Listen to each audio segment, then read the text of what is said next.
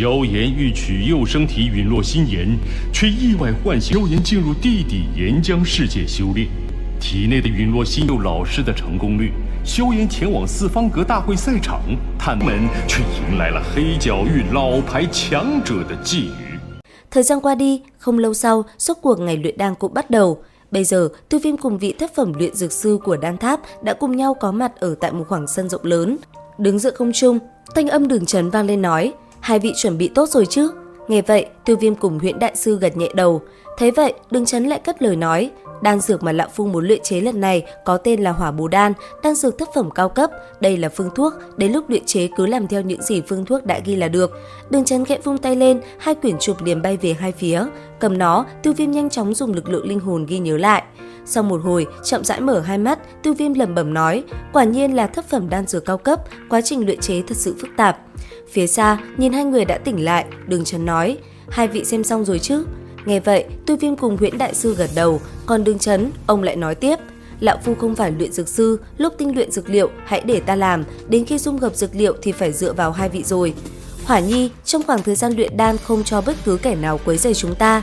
Nghe vậy, con gái Đường Chấn cũng gật đầu.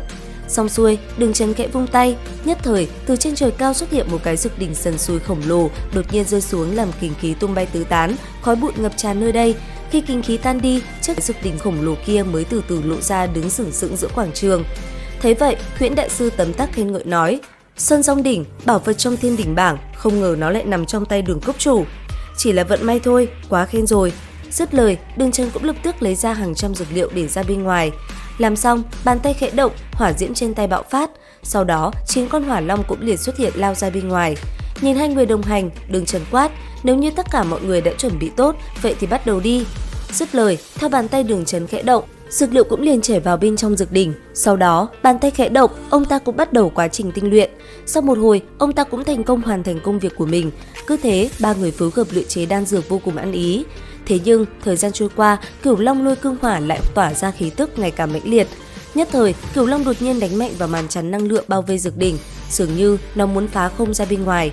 Cũng bởi điều này, màn chắn kia sau một hồi bị tấn công cũng vỡ nát, Tiêu Viêm cùng Huyễn đại sư liền bị chấn bay lùi lại. Tiêu Viêm thì khá hơn một chút, thế nhưng Huyễn đại sư lúc này đã thổ huyết. Chứng kiến cảnh tượng vừa xong, Đường Chấn cùng Đường Linh Nhi nhíu mày. Lúc này, Đường Chấn lẩm bẩm nói: chẳng lẽ mệnh của con ta đến đây đã tuyệt sao? Dứt lời, theo ánh mắt ông nhìn ra xa, Tiêu Viêm lúc này đã quay đầu về phía Huyễn đại sư đang bị trọng thương, lẩm bẩm nói: chẳng lẽ phải chịu thất bại ngay tại thời khắc cuối cùng này sao? Dứt lời, Tiêu Viêm nhìn Đường Chấn nói: Đường cốc chủ, có thể cho ta tiếp tục luyện chế hay không? Nếu như Nham Kiêu tiểu hữu đã nói như vậy thì mời ra tay đi. Nghe thế, Tiêu Viêm gật đầu. Ngay sau đó, anh ấy liền ngồi xuống rồi bắt đầu kết ấn. Nhất thời, màu xanh trên người cũng liền bạo phát.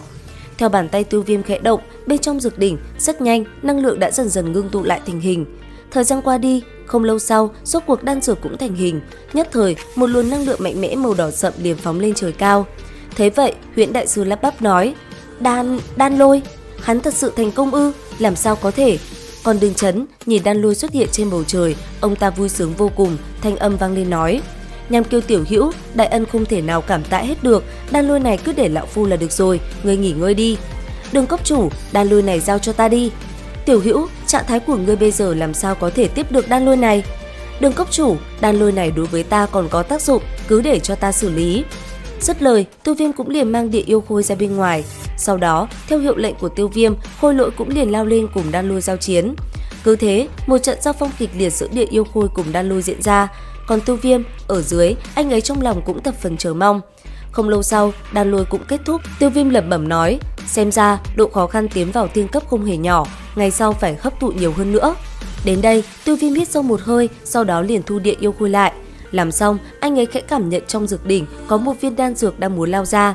Thấy thế, Tiêu Viêm cười nói: Đường cốc chủ, giao nó cho ngài xử lý. Nghe vậy, Đường Chấn liền lao lên bắt lấy đan dược không cho nó thoát. Làm xong, ông chắp quyền hướng về phía Tiêu Viêm nói: Nham Kiêu tiểu hữu, đa tạ, phần ân tình này lão phu xin ghi nhớ. Nghe vậy, Tiêu Viêm khẽ cười nhẹ, sau đó Tiêu Viêm thân hình yếu ớt liền ngất đi. Đến khi hai mắt lờ đờ tỉnh lại, Tiêu Viêm phát hiện mình đã nằm trên giường. Thấy vậy, Thiên Hỏa tôn giả cười nói: Tiểu gia hỏa, người đã hôn mê 5 ngày rồi. Diệu lão tiên sinh, có vẻ như linh hồn của ông đã tốt hơn rồi.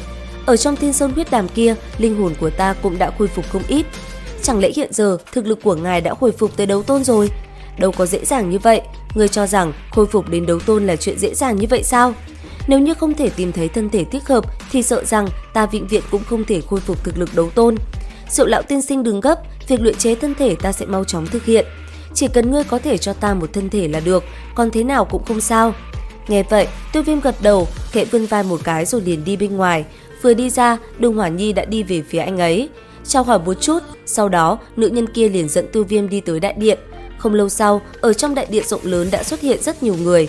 Vừa đi tới, Tiêu Viêm đã liền hướng quyền về phía trước nói: Nham Kiêu bái kiến Đường cốc chủ. Nham Kiêu tiểu hữu, khôi phục như thế nào rồi? Đa tạ Đường cốc chủ quan tâm, ta đã không có việc gì rồi. Ngươi chính là Nham Kiêu sao? Việc ngươi vừa làm, ta hết sức cảm ơn. Thế nhưng Thiên Hỏa Tam Huyền Biến chính là bí mật bất truyền của phần Viêm Cốc, tuyệt không thể truyền ra ngoài. Tam trưởng lão, lão phu lúc trước đã đáp ứng Nham Kiêu tiểu hữu, ngài làm như vậy là muốn ta thất tín sao? Tuy nói cốc chủ đã có đáp ứng hắn, nhưng dựa theo quy củ thì lão phu là cốc chủ, chẳng lẽ chút quyền lợi ấy cũng không có? Cốc chủ không nên tức giận. Theo ta thấy, vị Nham Kiêu này trước giờ còn chưa để lộ dung mạo thật, cốc chủ định cứ như vậy mà giao việc kia ra sao? Nhị trưởng lão thật là xem trọng, nếu như ngài không thích, vậy thì ta bỏ ra là được. Dứt lời, Tiêu Viêm liền cởi mặt nạ ra để lộ dung mạo thật sự của mình. Thấy thế, tên kia chỉ thẳng tay vào anh ấy quát: Ngươi không phải là Nham Kiêu, mà chính là Tiêu Viêm, kẻ đã làm náo loạn Phong Lôi Các đúng không?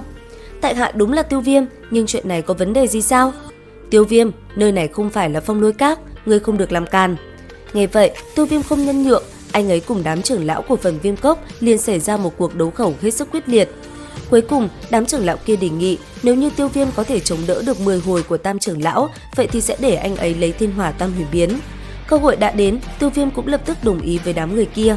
Sau đó, tất cả mọi người liền cùng nhau ra bên ngoài. Rất nhanh, ở giữa sân đấu chính là thân ảnh của Tiêu Viêm và Ngô Thần. Sau vài lời, Ngô Thần thân ảnh lão ta đột nhiên lóe lên.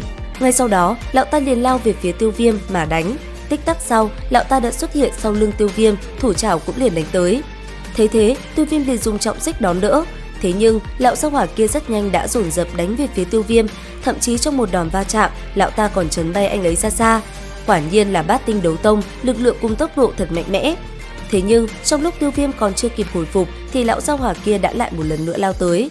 Sau đó, phá tan màn chắn mà Tiêu Viêm tạo thành, lão ta đã liên tiếp tung quyền nện mạnh vào cơ thể của Tiêu Viêm, khiến anh ấy phải chịu đau đớn. Giờ khắc này, bị tên kia liên tiếp tung quyền, Tiêu Viêm thân thể như muốn tan vỡ. Sau một hồi tung quyền, tên kia liền một tay bóp lấy cổ Tiêu Viêm. Sau đó, lão ta định một chưởng kết thúc cuộc chiến thì bất ngờ, Tiêu Viêm trên tay lão bất ngờ hóa thành hư ảnh rồi tiêu tan. Đến khi lão ta phát hiện và quay đầu lại thì ở phía sau, Tiêu Viêm trên tay đang ngưng tụ năng lượng kinh người đã hiện ra.